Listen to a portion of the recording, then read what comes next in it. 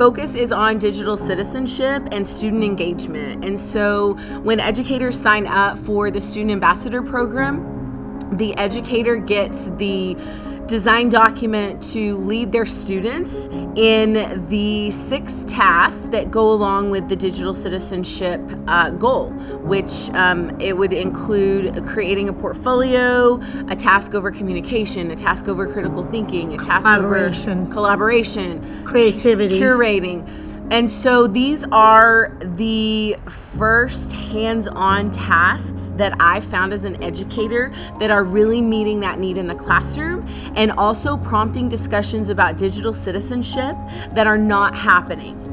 And it's also another way to give the kids a way to showcase themselves. Doing this program will help them shine in those areas while learning great digital citizenship skills, curation, collaboration, creativity. It's usually focusing on the 4. Now we've got curation and we've got digital citizenship on top of it, because it's important for them to know both about information and digital literacy. I think that any teacher in any area of curriculum would be able to pull these pieces in. When you're talking about perspective with students, especially 13 and over students, they have a difficult time being able to share both perspectives of an argument. And so this is a great way. You could tie it into history, you could tie it into current events. There's so many different ways to plug this in and use this program as a supplemental piece to your classroom.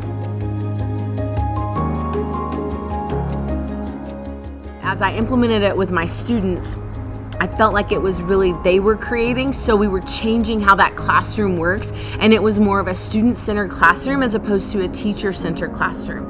The other aspect of that I really loved is that I could take those tasks and I could actually individualize that to whatever learning management system my school was using. So I'm using Google Classroom, but I very easily could take those tasks and pull those into Canvas and make it work exactly the same. I feel like we gave them choice. They didn't necessarily have to start with task 1. They could have started with the student portfolio if they already had that, and they could have worked backwards. So now we're really making sure that we are meeting the needs of the students exactly where they are. One of my girls, when we sat down and went over it, took a look at it and was kind of like, wait a minute.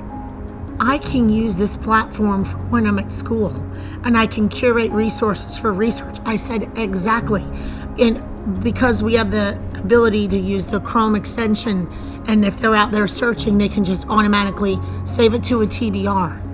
And one of my other girls, when she did the 2-sided argument, at first she sat back and she's like, I'm kind of stuck on this one. They all jumped immediately to meet the ambassador. They did that.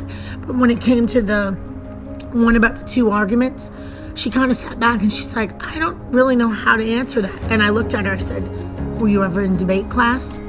And all of a sudden she went, I have everything I need in my Google Drive.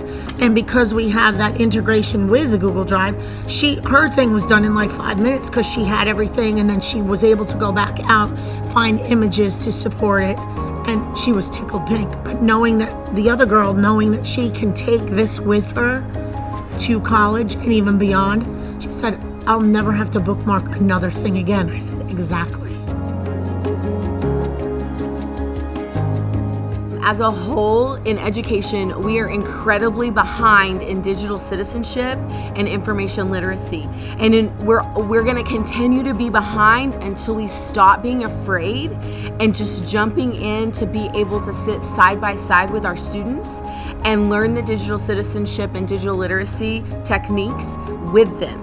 That's the only way, is to empower them and empower ourselves to make the world a better digital place.